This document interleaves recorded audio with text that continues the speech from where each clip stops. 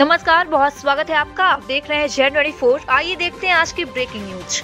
आज हुई कैबिनेट की बैठक में कई महत्वपूर्ण निर्णय लिए गए हैं, जैसे कि मेडिकल कॉलेज में असिस्टेंट प्रोफेसर की भर्ती की आयु सीमा को 40 वर्ष से बढ़ाकर 50 वर्ष किया गया है। अब मध्य प्रदेश में हर प्रकार की नियुक्तियों में महिलाओं के लिए आरक्षण 33% से बढ़ाकर 35% कर दिया गया है। आज कैबिनेट के द्वारा जिसमें कई महत्वपूर्ण निर्णय लिए गए हैं। नगद उर्वरक विक्रय केंद्र जो 286 डबल लॉक के, विपणन समिति के 141, विपणन समिति के से संबंधित 121 जो केंद्र ऑलरेडी संचालित थे, उसमें 254 नगद नए उर्वरक विक्रय केंद्रों की स्वीकृति आज दी गई है। जिससे कि हम लोग हमेशा ये बातें आती थी कि लंबी लाइनें हैं, खाद खरीदने में किसानों को समय लग रहा है, परेशानी हो रही है। ये एक बहुत बड़ी राहत इसे मिलेगी। 254 नए केंद्र खोले जाएंगे और ख़ास तौर से जो डिफ़ॉल्टर किसान हैं, जिनको कि नगद में खाद मिल जाए, इसके लिए इस प्रकार के सेंटर की आवश्यकता थी। तो ये एक निर्णय हुआ है। सतपुड़ा सारणी में सतपुड़ा ताप विद्युत गृह के 4 जो बहुत पुराने इकाइयाँ थी,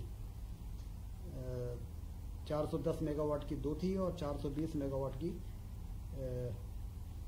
2, 830 मेगावाट टोटल जो है उसको डीकमीशन किया जाएगा। 410 थे, वो 205 के 2 थे, 410 हो गए, और 210 के 2 थे जो 420 मेगावाट हो गए। तो इनको डीकमीशन करके और 660 मेगावाट जो क्रिटिकल थर्मल पावर प्लांट कहलाता है, सुपर क्रिटिकल, जो इफिशिएंसी के मामले में सबसे बेहतर पावर प्लांट होते हैं, तो इसको रिप्लेस करके और 660 मेगावाट का पावर प्लांट लगाने की अनुमति दी गई है। ये भी थर्मल का ही होगा? थर्मल ही है। कोल लिंकेज ऑलरेडी है।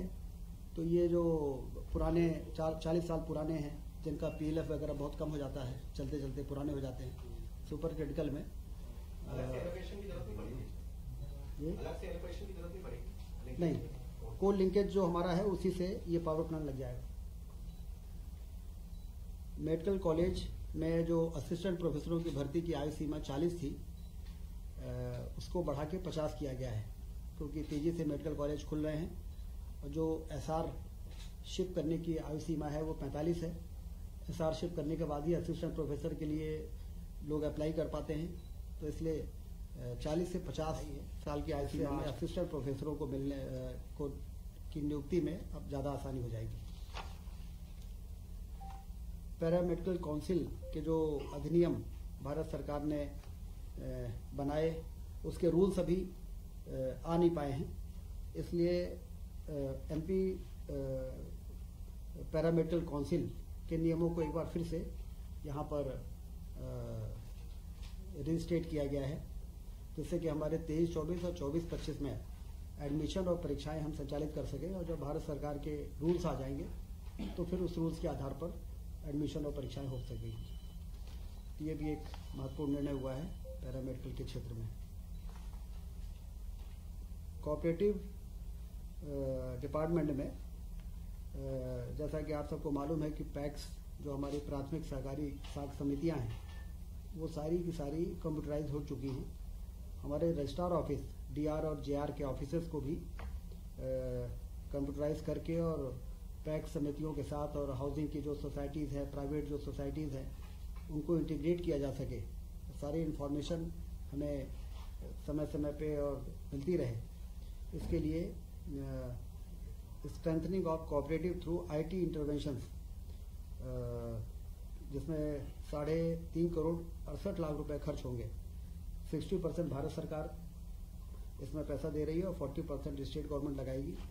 और इससे जो इंटीग्रेशन होगा IT का, उससे कोऑपरेटिव सोसाइटीज़ को चलाने में और उसकी मॉनिटरिंग में काफ़ी मदद मिलेगी।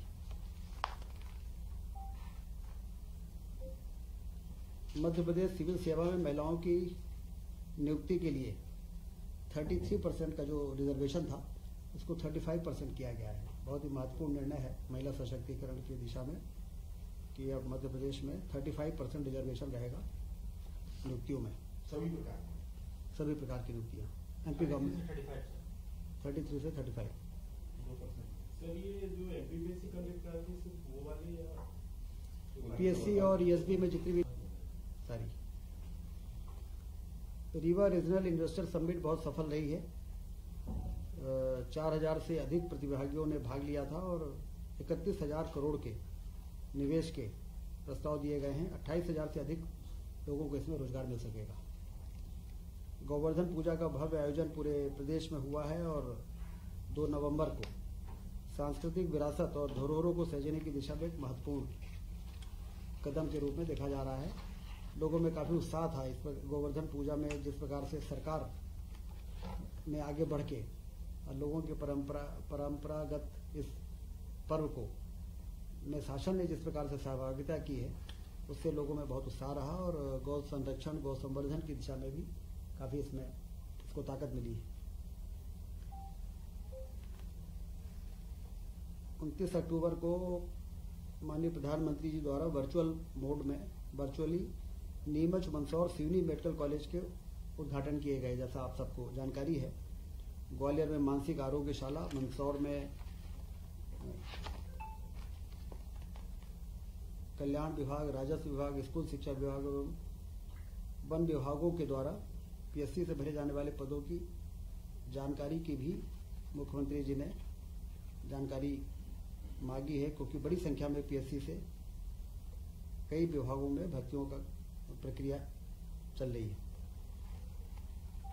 7 दिसंबर को नर्मदापुरम में रीजनल इन्वेस्टर समिट होने जा रही है। 7 दिसंबर को नर्मदापुरम संभाग के सभी जिलों के लोगों को निर्देश जारी हुए हैं। 12 नवंबर को कालिदास सम्मान समारोह उज्जैन में माननीय उपराष्ट्रपति जी के मुख्य आतिथ्य में होगा। इस कार्यक्रम को भव्य रूप से आयोजित करने के निर्देश दिए गए हैं। कुल मिला के आज मध्य प्रदेश की कैबिनेट ने, जैसा कि आपने देखा कि चाहे वो स्वास्थ्य विभाग हो, चाहे वो सहकारिता विभाग हो, चाहे वो अन्य विभाग हो, महत्वपूर्ण निर्णय आज लिए हैं और मध्य प्रदेश तेजी के साथ अपने उन लक्ष्यों को प्राप्त करने के लिए आगे बढ़ रहा है, जिन लक्ष्यों को प्राप्त करके हम प्रदेश की आर्थिक स्थिति को भी मजबूत करना चाहते हैं और हिंदुस्तान में एक अग्रणी राज्य के रूप में स्थापित होना चाहते हैं। ठीक है, नमस्कार।